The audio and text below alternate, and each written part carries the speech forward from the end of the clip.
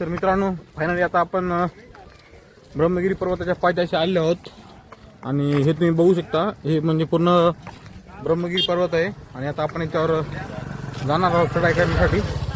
तर चला जाऊयात, बघा हालत काय होती काय नाही, कारण आता मला ते बघून आणि विचार करूनच मला कसं तरी वाटत आहे. तरी पण मी शेवटपर्यंत प्रयत्न करतो आणि तुम्हाला वरचा व्ह्यू दाखवतो. तर ब्लॉग शेवटपर्यंत नक्की बघा. अभय 2 शब्द बोल, काय म्हणणं आहे तुझं? काय नाही, आता एवढा पाड आहे तेवढा चढू आपण कसं तरी हळूहळू. बघू आता काय म्हणतात ब्लॉगर सर. तर चला बघा पुढं. हे बघा आपले 2 प्लेयर पुढे गेलेत, नॉडी आणि पिकाचू. तर इथं आपण आता म्हणजे चढायला सुरुवात केली आहे. तुम्ही बघू शकता ही एक काठी घेतली आहे सोबत. का घेतली याचं कारण तुम्हाला वर गेल्यावरती सांगतो आणि तुम्हाला ऑटोमॅटिक दिसेलच का घेतलेली आहे. तर हे बघा आणि स्टार्टिंगला असे पायऱ्या चढण्यासाठी. तर आपला ट्रेक चालू झाला आहे. तर इथं प्रत्येकाला 20 रुपये तिकीट आहे आणि हे इकडं वनरक्षक त्यांचं ऑफिस आहे. ह्यांच्याकडून आपल्याला इथे कसं असं एक चिठ्ठी भेटलेली आहे, ते 20 रुपये आपलं तिकीट पडलेलं आहे. आणि हे तुम्ही बघल्यात आता, हे इकडं पण आणि इकडं खाली पण, म्हणजे रोडच्या दोन्ही साईडनं छोटे छोटे म्हणजे स्टॉल्स वगैरे आहेत पाण्यासाठी आणि काही खाण्यासाठी वगैरे प्रत्येक जागी. कारण वरती जाताना थकवा वगैरे जाणवला तर तुम्ही ते पाणी पिऊ शकता, काही घेऊ पण शकता.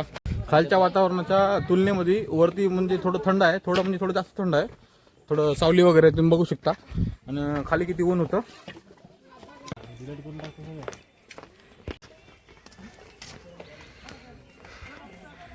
हे बघा वाघ.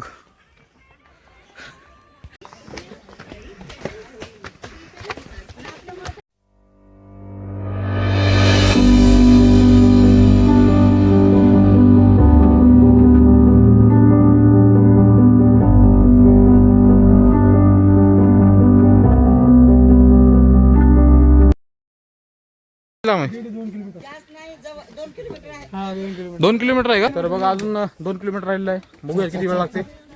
तर चला. हे बघू शकता तुम्ही नजारा, किती छान आणि किती सुंदर दिसायला आहे. तर हे बघा इकडे आपले नॉडी आणि पिकाचूचं फोटोशूट चालू आहे. पावसाळ्यामध्ये इथून पाणी वगैरे येते आणि जसे अजूनच छान दिसते, सुंदर.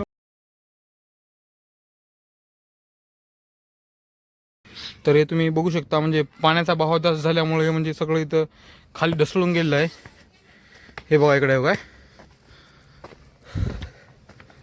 हे बघा पाण्याच्या बहावामुळे म्हणजे सगळं खाली ढसळून गेलं एकदम असं. तुम्ही बघू शकता आता बघा प्रॉपरली बघा, हे बघा पाण्याच्या बहावामुळे हे बघा सगळं ढसळून गेले असं. तर नुकताच ट्रेक सुरू झाला आहे. सुरू होऊन जवळपास 5 मिनिट झाली का आणि आपला पहिला स्टॉप होता. आमचा आव्या पण थकलाय आणि मी पण थकलो आणि आपल्या नॉडी आणि पिकाची गेलीत वरती. तर आतापर्यंत म्हणजे मी थोडं म्हणजे अर्ध्या रस्त्यापर्यंत आलेलो आहे, पण म्हणजे मला असं एवढं म्हणजे असं खास कुठली म्हणजे परेशानी जाणवली नाही.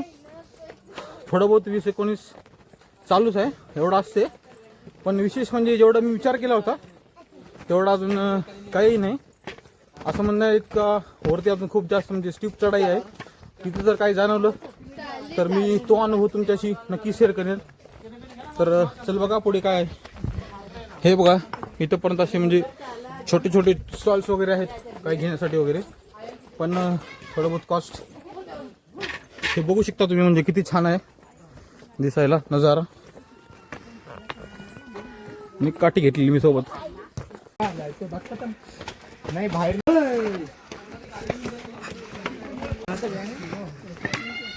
आणि बाई असं नाही की म्हणजे, आणि असं नाही की म्हणजे वरती उंच असल्यामुळे इथं कोणी येत नाही. खूप सारी म्हणजे भरपूर पब्लिक आहे इथं येणारे जाणारे. जेवढे लोक वरती येणार आहेत तेवढेच खाली पण चाललेत खूप सारे. हे बघा इथं मुक्ता देवीचं मंदिर पण आहे.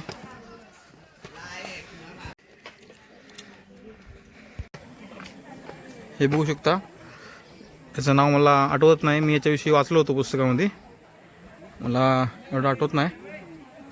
शपथ खरंच बोलायला शब्द नाहीत, बस शब्द पुरत नाहीत बोलायला, एवढं भयंकर दिसायला. म्हणजे कॅमेरा याला कॅप्चर करू शकत नाही, एवढं भारी आहे. हे कॅमेरा या दृश्याला म्हणजे जस्टिस करू शकत नाही. हे जर तुम्हाला अनुभवायचं असेल तर तुम्हाला प्रत्यक्षात येऊन बघावं लागेल. एवढं सुंदर आहे, एवढं सुंदर आहे, अप्रतिम आहे. म्हणजे त्याला मला आता शब्दात मी मांडू शकत नाही, एवढं सुंदर आहे. बस हे बघा तुम्ही किती छान आहे एवढं सगळं. मी तर तुम्हाला सांगतो की एक वेळेस अवश्य भेट द्या तुम्ही ब्रह्मगिरी पर्वत. तर चला अजून वरती जाऊयात, अजून खूप छान नजारा भेटेल बघायला अशी अपेक्षा करतो मी. इथं जायचं आहे वरती, हे इथं.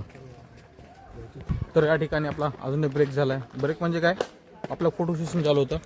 हे बघा वरती कसलं सुंदर दिसतंय, आहे ना एकदम बघण्यासारखं दृश्य. हे बघा इथं हे स्टेप्स बदलले, चेंज झाले सगळे, म्हणजे खालती अलग होते.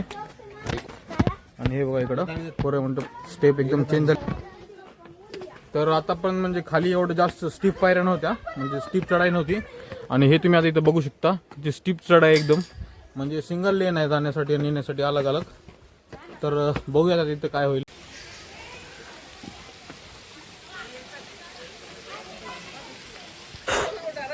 हे तुम्ही बघू शकता अजून पण इथून पाणी येणं चालू आहे इकडं. हे बघा, हे बघा अजून चालू आहे. विचार करा आता एवढा आहे तर पावसाळ्यात काय हालत असेल.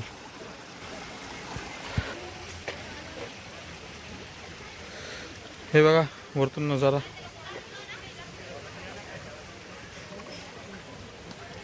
एवढा मोठा आहे भाई, एवढा मोठा डोंगर आहे भाई. का म्हणजे अख्खा एका अँगलमध्ये बसत पण नाही, 0.5 मध्ये पण बसत नाही.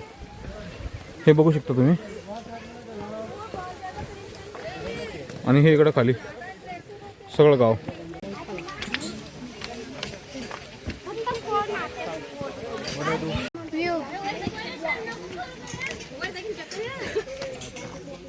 किती छोटीशी ट्रेकर आहे बघा, ती कशी चालते.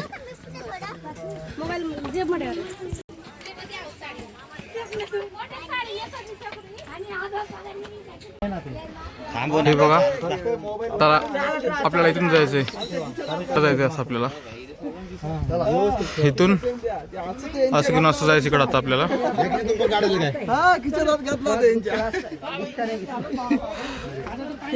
बघा आपण किती वर आलोच. आणि आता इथं चढताना आपल्याला खूप काळजी बाळगणं गरजेचं आहे.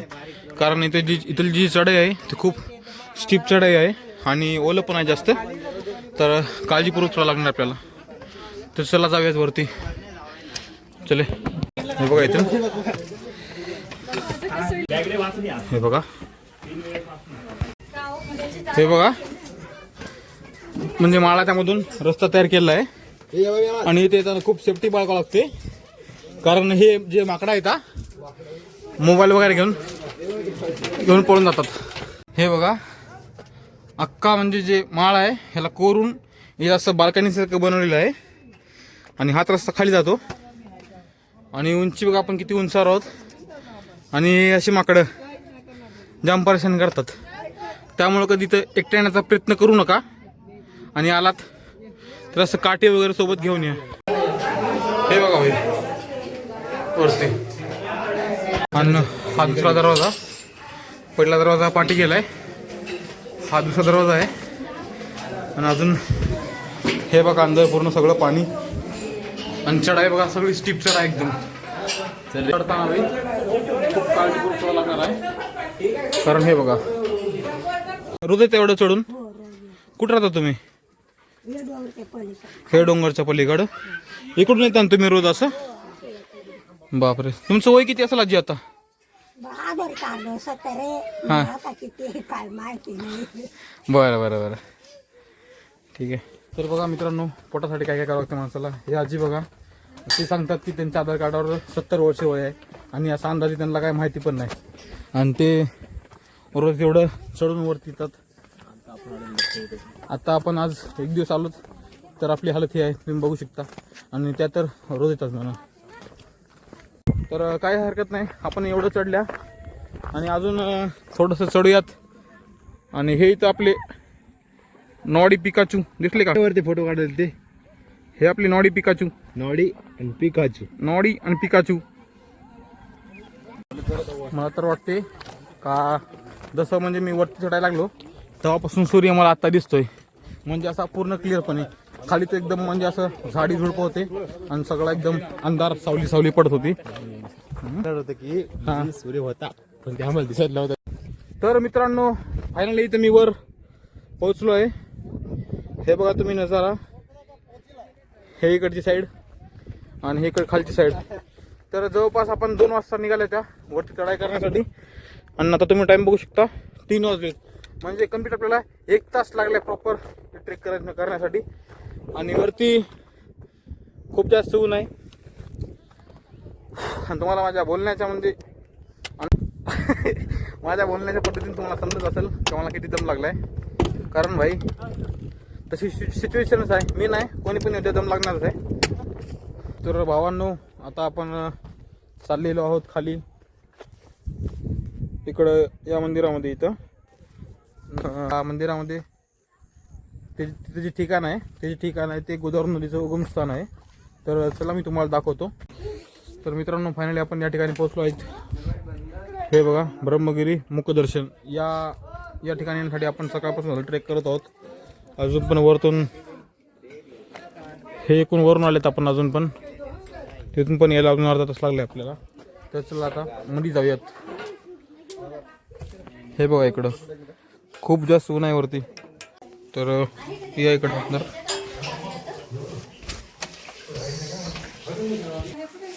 तर हा कोंडा आहे आणि इथं गायमुख आहे. तर चला ते गायमुख जवळ बघूयात आपण.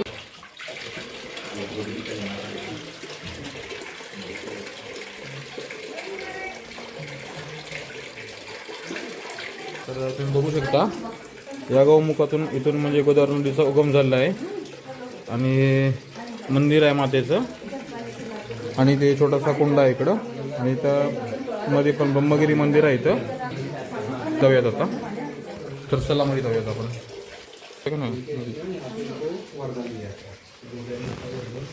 ब्रह्मगिरी तर हे बघा इथं पण मंदिर आहे. महादेव पार्वती छोटी छोटी पिंडी वगैरे आहेत महादेवाचे. हे इथे कुंड आहे इथं मध्ये बघू शकतो इकडं. माहिती नाही इकडं काय चालू आहे पण काहीतरी चालू आहे भाई. कोणतं मंदिर आहे हो? गोदावरीचा जन्म झाला. गौतम ऋषी हातून गौ हत्या झाली. 12 वर्षे तप केले उमरा खाली तवा जन्म झाला. या कुंडात गौतमाने आंघोळ केली. पातक दूर झाली. ही गोदावरी गुप्त झाली. शंकराच्या मंदिरात गेली गायच्या तोंडात. तिथं शंकरानं आंघोळ केली. गोदावरी जगात घेतली. माथ्यावर कोपऱ्यात गुडघे टेकून मस्तक आपटून गंगाद्वार रामकुंड खाली कुशलच्या कुंडात गेली. पंचोली नाशिक नांदेड पाटण आंध्रा राजनंदुरबाद गेली. इथं तुकाराम महाराज येऊन गेले म्हणून जागताना मोठी. ज्यांनी केली बर्मागिरी त्याने मग नाव मनापुरतं क्षणाची पुण्य नाही गणना. कुशावरती कथा विष्णाचे कल्या जाणं. इथं जनिदान वस्त्रदान खननाची मोठी भरायला पाहिजे. आपण मोठी भरू शकत नाही. आपल्या परिवाराचं नाव घेऊन हातात गाय घेऊन इथे 11 एकीच्या कथा संकल्प करून इथे यात्रा सफल करत असतात. तर बघा मित्रांनो आपल्याला या महाराजांनी म्हणजे माहिती दिली आहे याच्याविषयी. जास्त स्पीडमध्ये दिली आहे पण तरी पण चालतं ठीक आहे. हे बघा मित्रांनो कसं दिसतंय नजारा. हे बघा मित्रांनो हे इकडं वरती माळ आहे. ह्याच्या पलीकडून जवळपास म्हणजे याच्यापेक्षा अजून जास्त खाली खोल आहे. तिकडून आलोत आपण आणि आता आपल्याला अजून इकडं पुढं जायचं आहे. तिथं जटाशंकराची मंदिर आहे. तर चला मी तुम्हाला तिथे गेल्यावर त्या मंदिर दाखवतो आणि त्याच्याविषयी तुम्हाला मी माहिती देतो. तर मित्रांनो आता आपण फायनली जटा मंदिर पाशी पोहोचलेलो आहे. तर चला मध्ये जाऊन आपण बघूयात.